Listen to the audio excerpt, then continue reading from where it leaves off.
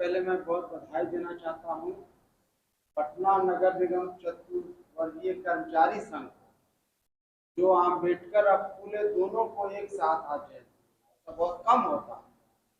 अप्रैल माह में 3 बहुत बड़े दलित नेता का जयंती, 5 अप्रैल को जगजीवन राम, 11 अप्रैल को ज्योतिबा फूले और 14 अप्रैल जो आज भीमराव अम्बेडकर।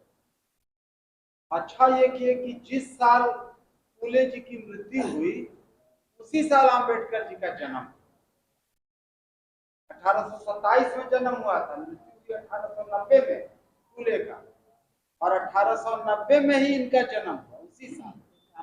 हाँ 91 में, 91 और 91 में भी उनकी मृत्यु, एक का उम्र लगभग 64 साल, एक का 65 साल, दोनों को एक ही। हमको सिर्फ 2 बात कहनी है। अभी कुछ कर्मचारियों ने जो बातें रखी, उन्होंने कहा, सूरज जी से जो शुरुआत हुई, कर्मचारी लोगों की जो मांगे हैं, जो इन्होंने कहा 12 घंटा काम करा जाता, उसको 8 घंटा काम करना है, यही सबसे बड़ी समस्या आज। अभी जो सबसे बड़ा उद्योगपति है नारायण मूर्ति, इसका दामाद अभी इंग्लैंड का प्रधानमंत्री है, वो कहता है कि सप्ताह में 70 घंटा काम करना चाहिए। तो भारतीय सब कामचोर होता है, आलसी होता है। 70 घंटा का मतलब क्या हुआ? 6 दिन में कई घंटा हुआ? मतलब 12 घंटा ना। 12 घंटा काम करेगा आदमी, कब परिवार को देगा, कब काम करेगा? 8 घंटा काम का दुनिया भर में लड़का है, सरकार उसको आगे बढ़ाती जाए। तो सबसे जरूरी है कि पेंशन का सवाल उठाए, ग्रेच्युटी, यही सब बुनियादी समस्या है। और यही बात जो बड़ी दिलचस्प बात हुई आज, ऐसा गोष्ठी बहुत कम होता है। राघव शरण शर्मा जी ने बहुत ही एकदम नए ढंग की बातें की, जो हम लोग बहुत कम सुनने को मिलता है। एक नया आयाम विजयन जी ने जोड़ा। सब एक बहुत ही दिलचस्प, बहुत ही विचार उत्तेजक बातचीत सुनने को मिल रही है। हमको सिर्फ 2 बात जोड़ना है। पहला, फूले और आम्बेडकर में समान बात यह है कि फूले का बहुत छोटा किताब है, किसान का कोड़ा मिलता है, तो सबसे ज्यादा किसान की कैसे दुर्गति अंग्रेज मतलब हो रही थी अंग्रेज सरकार के द्वारा, इसको उन्होंने किसानों में उदास, या जाइएगा किसान में कोई खेती नहीं करना चाहता, इतना महंगा होगा। तो यही स्थिति अंग्रेजों के जमाने में। तो उन्होंने कहा था कि सबका दुश्मन 2 गो है। फूले कहते थे वो सेठ जी है, वो भट्ट जी। सेठ जी माने पूंजीपति, और भट्ट जी मतलब जिसको कि राघव शरण शर्मा बोले ब्राह्मणवाद। आज अब राघव शरण शर्मा जी ने उदाहरण दिया कि अम्बेडकर जो पार्टी बनाए तो क्या नाम था उसका? पहला पार्टी इंडिपेंडेंट लेबर पार्टी। आज जैसे उसका झंडा लाल था, आज जो ये सब करता है नीला झंडा नहीं था, नीला झंडा बाद में आया। ILP इंडिपेंडेंट लेबर पार्टी का झंडा लाल 1936 में बना। तो वो भी वही 2 गो दुश्मन भारत में चिन्हित किए, सेठ जी या भट्ट जी, मतलब ब्राह्मणवाद और पूंजीवाद। आजकल नकली अम्बेडकरवादी बहुत आ जाइएगा तो सब जगह भाजपा वाला भी अम्बेडकर बनाता है, राजद वाला भी, सब बनाता है। तो नकली अम्बेडकरवादी है वो असली अम्बेडकरवादी। तो नकली अम्बेडकरवादी जिसकी आलोचना कस के की राघव शरण शर्मा, तो कौन है? जो ब्राह्मणवाद से लड़ेगा, पूंजीवाद से कहा कि न लड़। पूंजीवाद से लड़ाई वही है जो उस साथी ने बोली कि PF का पैसा नहीं है, मजदूरी है, 8 घंटा से काम करा।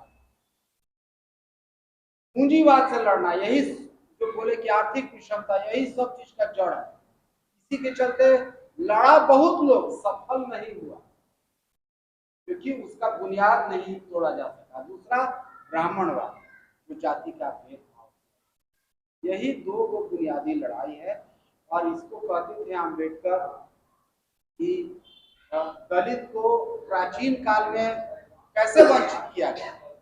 तो कहता था कि 2 गो से चीज सब मिलती, वो शिक्षा से और वो संपत्ति। तो पहले हुआ कि पढ़ वही सकता है जिसका जनेऊ जो धारण करे, उपनयन संस्कार उसको कहते हैं। तो अगर आप उपनयन संस्कार नहीं होगा तो आप शिक्षा आपको नहीं होगी, और आप यज्ञ नहीं करा सकते जब तक कि आपको संपत्ति नहीं। तो खाली एगो जनेऊ से, उपनयन संस्कार के माध्यम से शिक्षा और संपत्ति से वंचित कर दिया। यही काम आज मोदी सरकार कर रही है। हम लोग वाल्मीकि का रामायण पढ़िएगा तो शंभू को मारा गया था। शंभू दलित था। काहे मारा गया था उसको? तो सब कहेगा कि वेद पढ़ता, वेद से ज्यादा दिक्कत। शंभू का जो आश्रम था उसमें कौशल का प्रशिक्षण देता, जैसे बढ़ईगिरी का, लोहारगिरी का, उससे किसी को दिक्कत नहीं होता। मोदी सरकार ने करती है स्किल इंडिया, कौशल प्रशिक्षण। तब दिक्कत हुआ जब वेद पढ़ने लगा। क्या वेद जब पढ़ लेगा तो उसका शोषण कैसे होता है वो जान जाएगा। आजकल मोदी सरकार क्या कर रही है कि तुम ठीक है स्किल करो, मिस्त्री बनो, लेकिन इतिहास, भूगोल ये सब नहीं पढ़ने दिया जाता। लड़का सब जाएगा कि हमारे बेटा आईआईटी पढ़ा है, आईटीआई पढ़ेगा, हिस्ट्री ज्योग्राफी नहीं पढ़ने देता। हिस्ट्री ज्योग्राफी मैंने पढ़ेगा तो इतिहास जान जाएगा शोषण का। तो वही में लिंक है, वही बात जो अम्बेडकर बोले आज सबसे ज्यादा जरूरी है, जो ये बोले सबसे शुरू में कि इस सरकार को हराना जरूरी है। और ये आज पूंजीवाद और ब्राह्मणवाद का सबसे बड़ा दुश्मन है और इसको पराजित किए बिना हम लोग आगे नहीं। और एक और आज अच्छी बात हुई कि अमूमन अम्बेडकर पर जब चर्चा होता है तो अम्बेडकर का आलोचना नहीं होता है, हम सब लोग अभिनंदन करने लगते हैं। आज पहले ऐसी सभा हम देखे जो उनकी कमियों पर भी बातचीत हुई, कमजोरी भी है। जैसे फूले और अम्बेडकर दोनों बहुत महान थे। जैसे बोले विधवा जो पहले ब्राह्मण औरत भी रहती थी तो विधवा ब्राह्मण को अपने यहाँ जगह देते थे, विधवा रहती थी सब उसको गर्भवती कर देते थे, उसको लाके अपने फूले में जगह देते। लेकिन फूले और अम्बेडकर की कमी थी। 1857 में जिन अंग्रेज फौज ने इतना कत्लेआम किया वो कहते थे कि अंग्रेज बहुत अच्छा, और अम्बेडकर भी कहते थे। तो आज की सभा अच्छी थी, तो अंग्रेज को अच्छा कैसे माने? तो भारत को दुर्दशा किया, गुलाम बनाया। उन लोगों का कहना था कि अंग्रेज रहेगा तो ये ब्राह्मण हुआ हमको 2000 साल से दबाए हुए है, अंग्रेज जब आए तब थोड़ा सा पढ़ने लिखने का मौका, ये उन लोगों का कहना था। उन लोगों का भी एक तर्क लॉजिक था, लेकिन हम लोग तो आज के हिसाब से नहीं माने। तो हम लोग अच्छा कोई भी आलोचना से परे नहीं है, सबकी अच्छाई पर भी बातचीत होगी और सबकी कमी पर भी बातचीत। अच्छा बोला जी ने कि 30 करोड़ का आबादी अब अंग्रेज मात्र 30,000 अंग्रेज था। इतना बड़ा भारत को काहे गुलाम बनाया? काहे गुलाम बनाया कि अंग्रेज जैसे सोचता था हम भी वैसे ही सोचता था। कह रही जातिवाद का भेद जो है अंग्रेजों के आने से बहुत ज्यादा सख्त हो गया, निशंस हो गया। पहले भी भेद था लेकिन अंग्रेजों ने उसको बहुत ज्यादा बढ़ा दिया। तो वो अंग्रेज जैसे वही आज हम लोगों को क्या करता है, टेलीविजन है, अखबार है, सब के माध्यम से बताता है। तो हम जैसे सोचे आप भी वैसे ही सोचे। तू कहता है 400 पार, तो देखिए कि जगह खाए के खर्ची ना है बहुत चिल्लाएगा 400। तो हम लोग को अपने ढंग से सोचना, जो फूले का बात था, अम्बेडकर का बात था। और अम्बेडकर को भी लग गया था अंतिम समय में कि हम जो रास्ता धीरे धीरे कम कर, धीरे धीरे आगे बढ़े। जब मृत्यु होने लगी तो वो चिट्ठी लिखे दादा साहब गायकवाड़, सब बात कम लोग बताता है। तो बोले कि अब लगता है कि हमारा जो तरीका है, तो शहर के दलित लोगों को तो थोड़ा फायदा हुआ लेकिन गांव के गरीब को दलित को कुछ फायदा नहीं। तब तो कहता है कि अगर ज्यादा दिन जिंदा रहे तो हम कम्युनिस्ट पार्टी में शामिल। आजकल का नकली जो अम्बेडकरवादी है कहिए कि सब लोग चाहिए लाल का झंडा में न जाइए, दलित का एक नेता है सब भाजपा के साथ, चाहे चिराग पासवान हो, चाहे मांझी जी हो, चाहे वो रामदास अठावले हो। है भाई सबसे बड़ा दुश्मन है बोले ब्राह्मणवाद और पूंजीवाद। अब ब्राह्मणवाद पूंजीवाद का सबसे बड़ा सरगना है मोदी, उसके साथ कैसे चला जाता है दलित हो गया।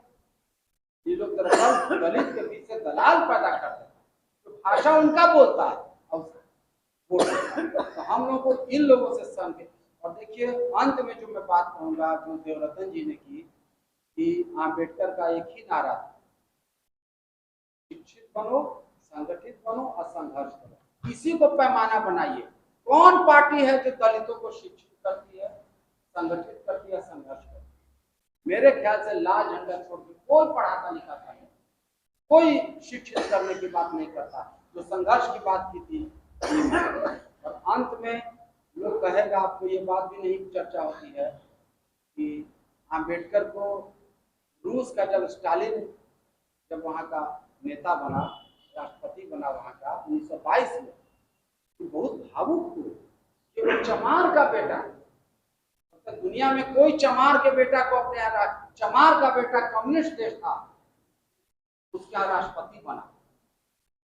बहुत भावुक होगा। जब मृत्यु हुई उसकी 1953 में, तो अम्बेडकर जिंदा थे, तो उस शाम खाना नहीं खाया। आज जाइएगा तो स्टालिन को सब गाली देगा, कलंकित करता, भाषा का जितना भद्दा गाली है वो स्टालिन को देता।